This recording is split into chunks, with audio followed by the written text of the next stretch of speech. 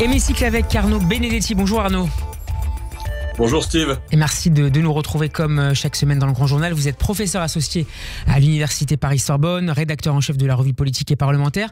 Les mauvaises nouvelles se multiplient pour l'exécutif. Selon les quotidiens Les Échos et L'Opinion, le déficit public pour l'année 2024 sera de 5, voire de 5,1%, au lieu des 4,4% annoncés et espérés un temps par le gouvernement. Un déficit dont le dérapage se confirmerait donc après les 5,5% en 2023.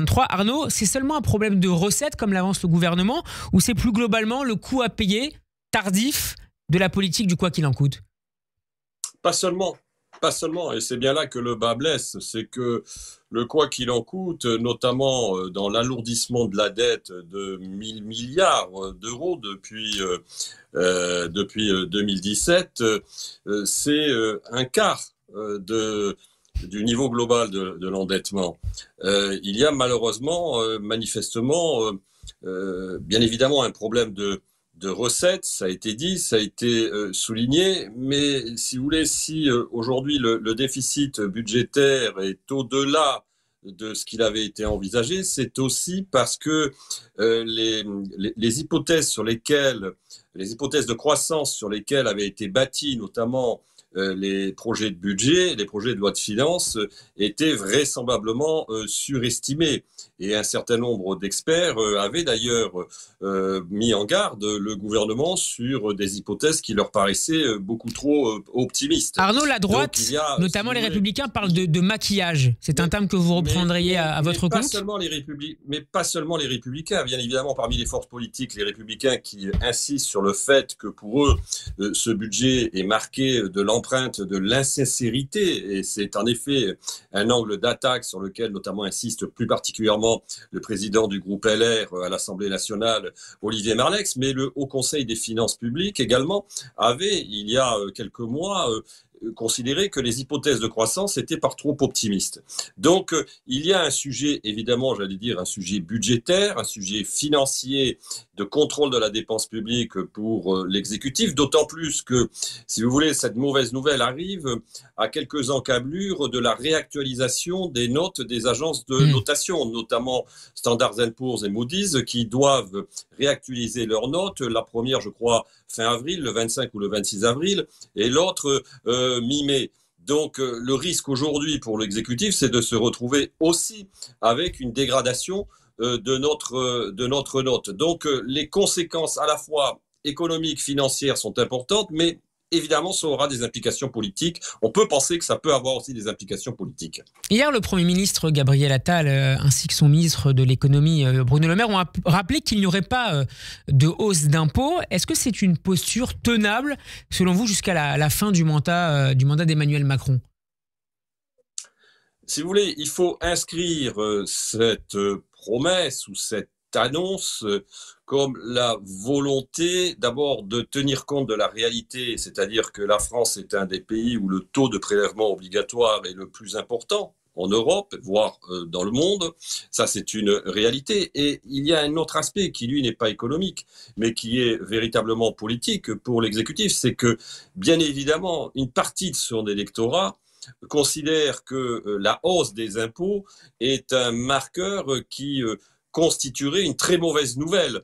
Donc, on ne voit pas aujourd'hui l'exécutif qui est à la recherche de solutions dire autre chose que de nous annoncer qu'il ne toucherait pas aux impôts. On verra, c'est en tout cas un sujet parce que l'équation est très complexe. Soit on touche aux impôts, soit on touche aux dépenses sociales. Donc, c'est une question qui est particulièrement sensible pour les classes moyennes que vise tout particulièrement le Premier ministre Gabriel Attal dans ses prises de parole.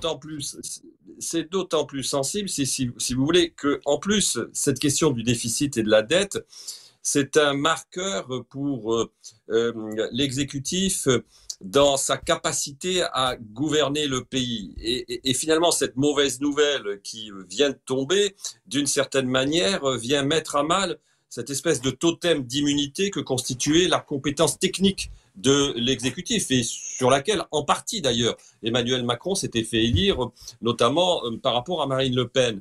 Donc aujourd'hui, en effet, une partie de son électorat, pour aller très vite, cet électorat de classe moyenne supérieure ou de CSP+, un électorat plutôt de centre-droit, mais qui est plutôt aussi qui peut être aussi de centre-gauche, est très attaché à ce qu'il n'y ait pas une pression fiscale supplémentaire qui se surajoute. Donc, pour l'exécutif, c'est en effet un vrai problème.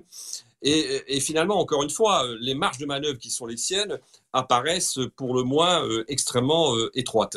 Arnaud, comment expliquez-vous les tensions grandissantes entre Emmanuel Macron et Bruno Le Maire, qui a multiplié les annonces ces derniers jours? Est-ce qu'il y a une critique en individualisme, une obsession 2027 déjà qui perce dans les interventions du ministre de l'économie? Ce qui est vrai, c'est qu'on voit bien qu'on n'est même pas à mi-mandat, mais que déjà, tout le monde a en tête, au sein de la majorité, mais aussi à l'extérieur de la majorité, la succession d'Emmanuel Macron. Aujourd'hui, vous avez un certain nombre de personnalités qui, à l'intérieur de la majorité, peuvent postuler à cette succession. Vous avez M. Darmanin, vous avez bien évidemment M. Philippe, vous avez pourquoi pas M. Bayrou, vous avez M. Attal et vous avez aussi M. Bruno Le Maire. La réalité, c'est que, en fin de compte, si vous voulez, cette question, je veux dire, de la responsabilité du dérapage de nos finances publiques, elle est collectivement partagée. De toute façon, chacun peut se renvoyer la responsabilité, mais vraisemblablement, le plus probable, c'est qu'aux yeux de l'opinion, in fine, cette responsabilité sera considérée comme celle des équipes qui gouvernent la France depuis 2017. Donc, je ne suis pas sûr que, si vous voulez, les divisions qui aujourd'hui peuvent apparaître mezzo voce à l'intérieur de la majorité sur la recherche en responsabilité arrange la position de l'exécutif. Le vrai sujet, finalement, aujourd'hui, c'est le sujet parlementaire. C'est de savoir si, par exemple, le groupe LR à l'Assemblée nationale, qui fait de la question de la maîtrise des dépenses publiques, là aussi, un cheval de bataille, qui était d'ailleurs celui de Mme Pécresse aussi, on l'a oublié, durant l'élection présidentielle, est-ce que le groupe LR va décider de déposer une motion de censure? Et quand est-ce qu'il va décider de déposer une motion de censure? On voit que ce sujet est au cœur des discussions au LR, avec, pour aller très vite, deux lignes. Une ligne qui considère que peut-être il faudrait accélérer le dépôt d'une motion de censure, pourquoi pas avant l'été, mais faudrait-il encore qu'il y ait un projet de loi de finances rectificative, ce que ne semble pas vouloir le gouvernement à ce stade, en tout cas le président de la République, ou est-ce qu'on attend, en l'occurrence, plutôt le projet de loi de finances qui sera débattu au Parlement à l'automne? Mais est-ce que le risque n'est pas trop fort du côté des Républicains? Est-ce que le risque n'est pas trop fort du côté des Républicains de déposer une motion de censure qui pourrait aboutir à une dissolution et à une victoire éventuelle lors des élections législatives anticipées du Rassemblement national?